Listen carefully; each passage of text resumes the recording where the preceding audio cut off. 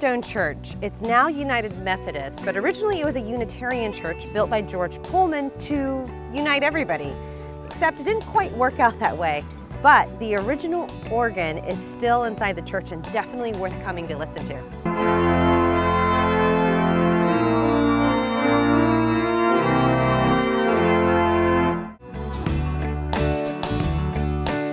What I've noticed, Dana, is just by being here and visiting and talking to people, it pretty much is like everybody that lives in Pullman really is invested in the history of Pullman. They are. So the community is, they're very proud of the strong history of Pullman, and it's a nice bridge between where Pullman was and how they merged kind of the future, but still keeping that same historical value of the community, the same structures, the outside. So I think it's a good blend that the community does in pushing this along into the next century. It's good for younger people starting off with single family homes because they're affordable townhouses in a great community.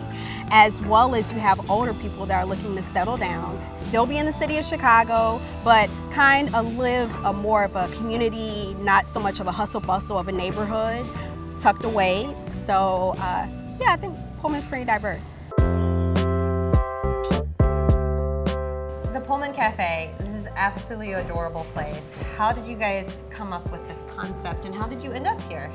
So I'm originally from Los Angeles, California. My aunt got me a job at a law firm here in downtown Chicago. Right when I came down the neighborhood, I thought these houses were a couple $1 million because I was still used to LA prices. And it turned out it was very affordable. I fell in love with the architecture, the history. Ended up buying a house down here, and the first thing I said is, where do we get a cup of coffee? They said, you know, we have a diner at McDonald's, and being from LA and living on the north side, I thought we needed something a little bit more as a cafe, lounge type area.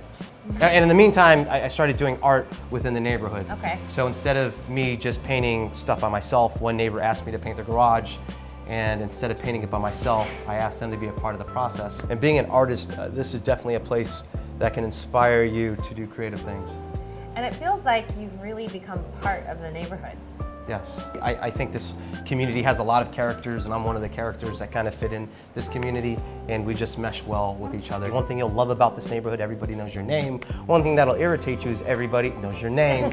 So the best way to describe Pullman is like living with 30 brothers and sisters. Some of them you get along with very well, some of them you never see, some of them you don't want to be home when they're home, but At the end of the day, we love each other and we're one big family.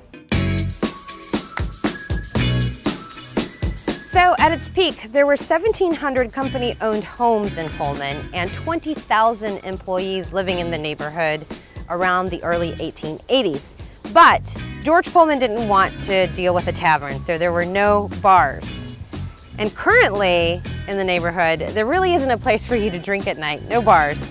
But they do have their own brewery. It's Argos Brewery, and it's where you can come, grab a growler, and then throw an awesome house party.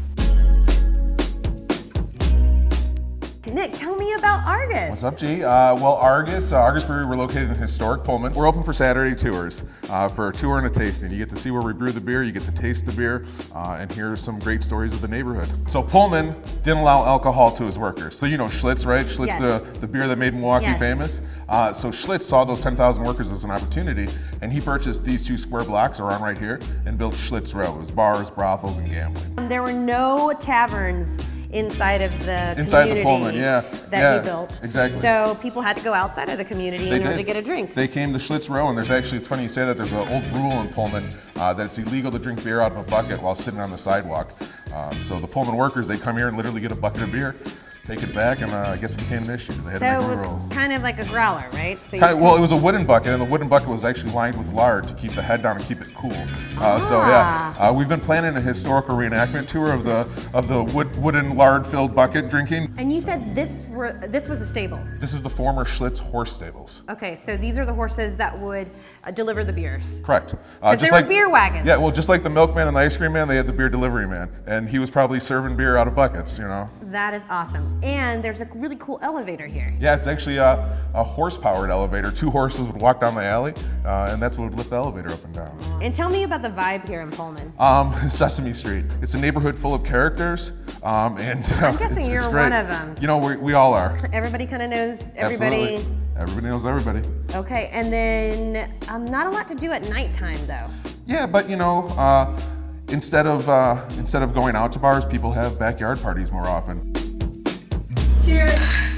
To find all of these places we highlighted in today's video, head to the Chicago Sun-Times website. See you next time on The Grid.